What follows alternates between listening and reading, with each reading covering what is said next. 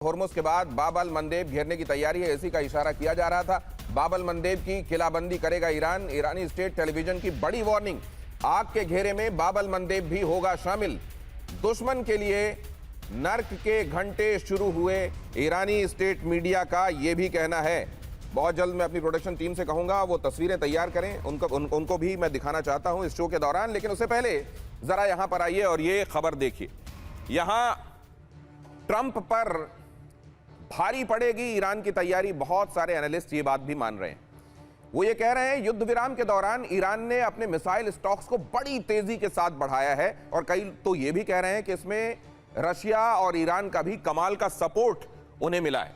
वो ये भी बता रहे हैं कि सुरंगों में फंसी मिसाइलों को इस दौरान ईरान ने बाहर निकाला, और इसकी तस्दीक तो जो सैटेलाइट तस्वीरें हैं उन्होंने भी कर दी है कि किस तरीके से वो अपनी लॉन्चिंग साइट्स को क्लियर कर रहा है और फिर से हमले के लिए तैयार कर रहा है। युद्ध की स्थिति में ईरान पहले घंटे में ही सैकड़ों बैलिस्टिक मिसाइल दागेगा, यह भी कहा जा रहा है। जहां जहां यूनाइटेड स्टेट्स तैनाती बढ़ा रहा है, वहां हमले के लिए स्ट्रैटेजिक पॉइंट पर ईरानी मिसाइलें तैनात की जा रही हैं। सीज फायर के दौरान ईरान ने हथियारों का प्रोडक्शन बहुत तेजी के साथ बढ़ाया।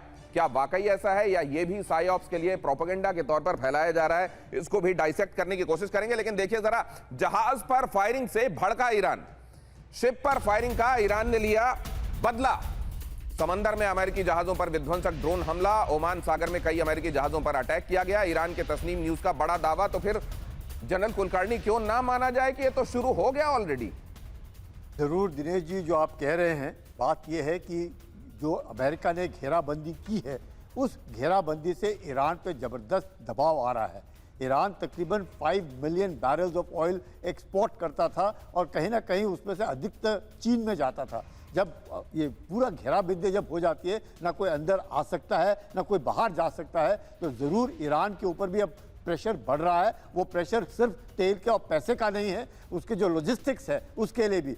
चाहे IRGC प्रिपेयर होगा अपने लॉजिस्टिक्स के लिए, पर वहाँ के जो लोग हैं उनको भी तो खाना पीना देना है। वो अभी तक जो चीन से आ रहा था उनके पास, वो भी बंद हो गया है। तो मुझे लगता है अब कहीं ना कहीं, और जिस प्रकार से ईरान ने अपनी पिंक आर्मी, औरतों को भी सड़कों पे उतार के रखा हुआ है, ये क्या दर्शाता है? ये एक साफ बात है कि ईरान प्रेशर में है, इसमें कोई शक नहीं है। लेकिन अमेरिका जल्दीबाजी नहीं करेगा, क्योंकि अगर घेराबंदी से काम हो सकता है तो जैसे बिल्कुल अम्बासडर साहब कह रहे थे कि बूट्स ऑन ग्राउंड रखना बहुत बहुत खतरनाक है, तो ये घेराबंदी से ही ईरान गिरेगा, नहीं तो मुश्किल है। क्योंकि अभी जो घेराबंदी है, जिस प्रकार से ईरान के शिप के ऊपर उन्होंने फायरिंग करके उसको रोका है, ये साफ दर्शाता है कि ईरान अब चाहे बाब अल मंदेब में जाए, वहाँ पर हूथियों से कुछ करवाए, तो वहाँ पे बात इतनी बनेगी नहीं। क्यों? क्योंकि घेराबंदी अब अमेरिका की बहुत जबरदस्त है। इस घेराबंदी से ईरान के ऊपर दबाव आएगा, और बहुत ज्यादा आएगा, और चीन के ऊपर भी अब दबाव आएगा,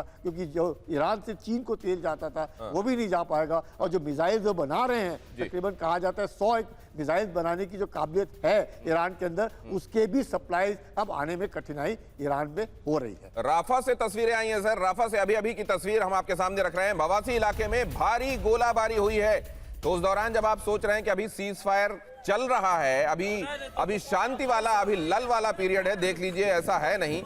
जहां जहां पर अभी मैंने आपको बताया, तस्नीम न्यूज की तरफ से क्या खबर है कि उन्होंने अरब सागर में ऑलरेडी हमला करना शुरू कर दिया अमेरिकी वॉरशिप्स पर, और यहां पर देख लीजिए राफा में क्या चल रहा है। और उधर लेबनान का तो हमने उसे तो शुरू किया, और हमने आपको बताया लटानी रिवर के पास क्या चल रहा है। ये आशीष, ये तस्वीरें भी आ गई सामने। बिल्कुल, इनफैक्ट अगर हम थोड़ा सा ऑडियो करते हैं तो इन तस्वीरों का पूरा इम्पैक्ट आएगा। ये बॉडी कैम फुटेज है, और गन बैटल अभी से कुछ घंटे पहले ही ये वहां पर हुआ है। आशीष, बात पूरी कीजिए जल्दी से, अगले 15 सेकंड। ओवरऑल हमें दिखाई दे रहा था ना कि अगर आप किसी के घर पे मिलने जाते हैं और अगर किसी तरह की बातचीत करनी होती है, तो कौन सी मिठाई ले जाएंगे, कौन सा गिफ्ट ले जाएंगे, कौन सा गुलदस्ता ले जाएंगे। यहाँ पर मीटिंग से पहले ना वो खंजर में धार तेज की जा रही है दोनों साइड से। कब किसका पहले खंजर आएगा, ये वाली बात है। नो डाउट, अगर आप थिएटर के लेवल पे देखेंगे, pure war strategy point of view, America ने एक बहुत बड़ा डिप्लॉयमेंट किया हुआ है। लेकिन ये साथ ही साथ ईरान ऐसे देखेगा कि बहुत सारे टारगेट्स हमारे काफी नजदीक आके बैठे।